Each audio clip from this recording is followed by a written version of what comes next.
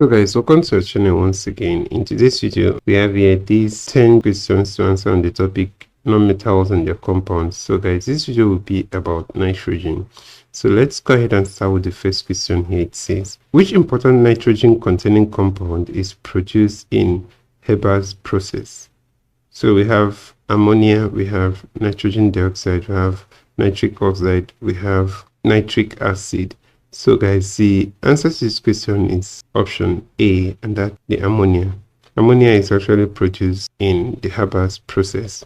So that's it for that question. Let's consider the next question. Question number 2. It says nitrogen dioxide is A reddish brown gas, B whitish brown gas, C yellowish brown gas, and D greenish brown gas. So guys, the answer to this question is option A here. That's reddish brown gas. Nitrogen dioxide is a reddish brown gas, and it's given up when the trioxynitrate 5 of heavy metals are heated. So guys, that's it for this question. Let's consider the next question. Question number 3 here. It says, which of the following gases is employed in an anesthesia? We have A, nitric oxide, B, nitrous oxide, C, nitrogen dioxide or nitrogen dioxide, and then D, ammonia. So guys, the answer to this question is option B here. That's the nitrous oxide. The nitrous oxide is actually used as a gas in anesthetics. So it's commonly known as the laughing gas, and it's used in surgeries and dental procedures, administering anesthesia. So that's it for that question, guys. Let's consider the next question. Question number 4 here. It says the ammonium compound used in the manufacture of dry cells is, so we have the ammonium trioxocarbonates, we have ammonium chloride, we have ammonium nitrates, we also have ammonium sulfates. So guys, the answer to this question here will be the ammonium chloride here. So that's option B here, guys. Ammonium chloride is actually used in the manufacture of dry cell or tri-Lelange cell. And that's it for this question. So let's consider the next question here. Question number 5, it says, which oxide of nitrogen is also known as laughing gas? We have nitrogen dioxide, we have dinitrogen tetroxide, we also have nitrogen monoxide, and then we have nitrous oxide. So guys, the answer to this question is option D here, and that's the nitrous oxide. Nitrous oxide is also known as the laughing gas. And let's look at the next question, guys. Question number 6, it says, which of the following is a common use of dinitrogen 1 oxide? A, rocket propellant, B, anesthetic medical procedure, C, household cleaner, and D, food preservative. So guys, the answer to this question is option B here, and that's anesthetic in medical procedures.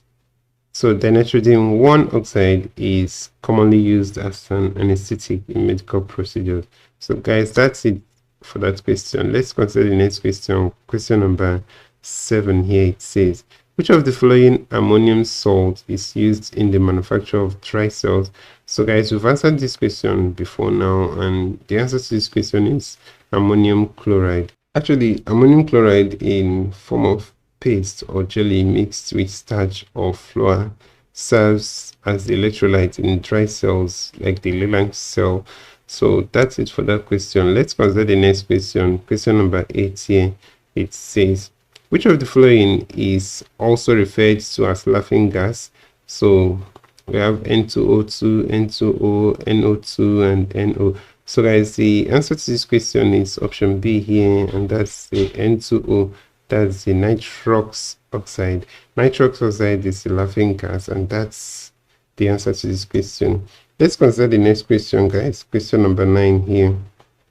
So the question here says, in the laboratory preparation of ammonia, the flask is placed in a slanting position so as to A, prevent condensed water from breaking the reaction flask, B, enable proper mixture of the reactants in the flask, C, prevent formation of precipitates, D, enhance the speed of the reaction.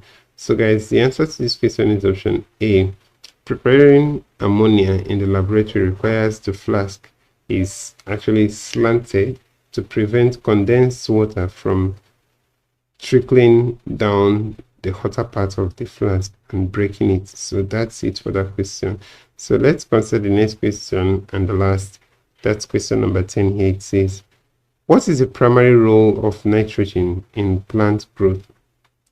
A, provides energy for photosynthesis. B, acts as a catalyst for enzymatic reaction. C, forms the structural components of cell walls. D, constitutes an essential component of proteins and nucleic acids. So guys, that's the answer to this question, option D here. Nitrogen is a vital element in the formation of proteins, nucleic acids, and other essential molecules within the plants. So that's its role in plant growth. And this is where we'll end this video, guys, for today. If you enjoyed this lesson, please give it a thumbs up. Don't forget to subscribe to this channel if you're not a subscriber. If you have any specific question regarding this video, guys, you can drop your question on the comment section below and we'll ensure to give you a response. So guys, we also want to encourage you to join our YouTube channel community by hitting the join button below. So thank you once again for watching this video and see you on the next one.